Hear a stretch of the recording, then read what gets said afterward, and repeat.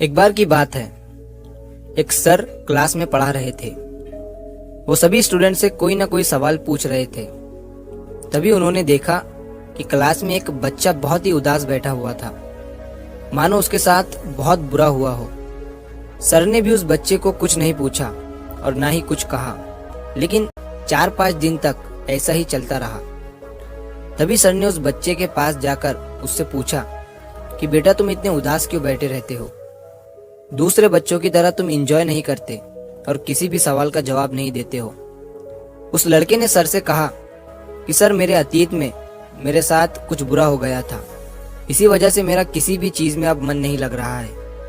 मैं कुछ भी कर लूं, दूसरे बच्चों की तरह खुश नहीं रह पा रहा हूँ। सर ने उस बच्चे की बात को पूरा सुना और अगले दिन वो सर अपने बैग में शिकंजी बनाने का सारा सामान लेकर आए और सारे बच्चे क्लास से जाने के बाद सर उस बच्चे के पास शिकंजी बनाने का वो सामान लेकर गए और उस सामान से उन्होंने उस लड़के को एक गिलास शिकंजी बनाकर दिया।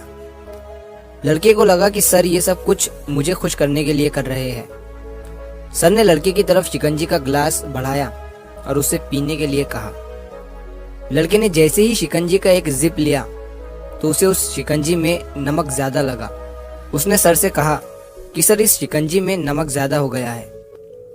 तभी सर ने उस लड़के से कहा, ठीक है, लाओ मैं इसे फेंक देता हूँ। लड़के ने सर से कहा, सर, इसे फेंकने की जरूरत नहीं है, अगर इसमें थोड़ी शक्कर मिला देंगे तो ये खुद ब खुद मीठा और अच्छा हो जाएगा।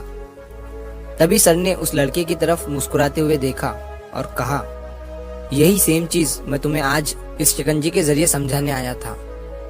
हमारी जिंदगी भी बिल्कुल इस शिकंजी की तरह है और हमारे पास्ट में जो बुरी और दुखद चीजें हमारे साथ हुई है वो उस शिकंजी में मिले नमक की तरह है। जब हमारे पास्ट में कुछ बहुत बुरा हुआ हो जिसकी वजह से हमारी जिंदगी बिल्कुल कड़वी हो जाती है, तब हमें उसमें कुछ अच्छे पल ऐड करने की जरूरत होती है।